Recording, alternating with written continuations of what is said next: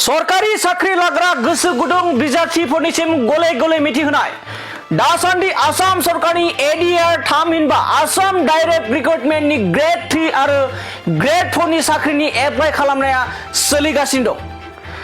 Assam direct रिक्रुटमेन्टनि सिङाव खेबसेनो 12,600 सा ग्रेड 3 आरो ग्रेड 4 नि लांदां मासिनि रिक्रुटमेन्टआ ओंखारनानै एप्लाइ खालामनाया दासिम सोलिगासिनो दं।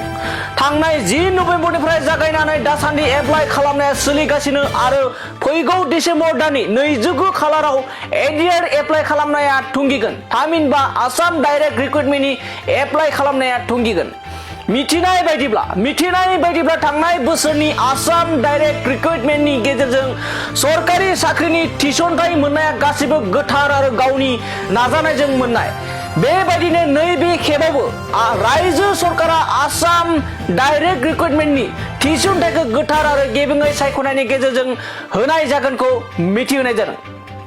बेनिखायनो नोंथांमोना जाय रायजो सरकारनि सरकारि साख्रि लानो गोसो गुदुं बिथांमोना एबा नोंथांमोना दानिफ्रायनो एप्लाइ खालाम।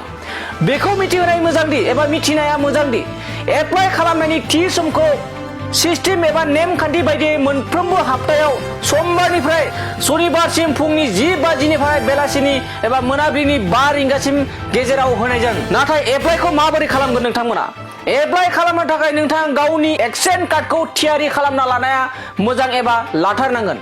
बेबायदिनो एप्लाइ खालामनो थाखाय नोंथाङा गिबियाव www.sebaonline.org नङाब्ला assam.gov.in वेबसाइटआव थांनानै सरासनस्रा रेजिस्टार खालामना लाग्रोनांगोन। बेनि उनाव वेबसाइटनि सिङाव हाबोब्ला ग्रेड 3 आरो ग्रेड 4 मोननैनिबो अपसनखौ नोंथांमोना मोननाय जागोन। बिनि उनाव गावबा गावनि अपसनखौ सायख'ना अपसनाव थुना होनानै इमप्लिमेन्ट एक्शन रेजिस्टाराव आईडी नम्बरखौ बाहायना लोगोसेनो मबाइल नाम्बार होफाना सरासनस्रा रेजिस्टार खालामनानै लाग्रोनांगोन।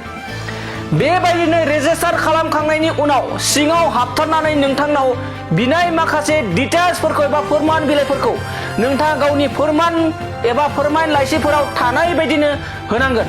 सोलोंथाइनि गुबुन फोरमान लाइसिफोरजों लोगोसेनो नोंथांनि गोदान पासपोर्ट फट' आरो सिगनेचारखौबो आपल'ड खालामथारनांगोन। बेनिखायनो गोबाव खालामालासिनो दानो साखाफारा जा आरो एप्लाइ खालाम। एप्लाइ खालामनायाव गोनो गोथो जादोंब्ला नोंथांमोना आरोबाव मोनसे खाबु दं।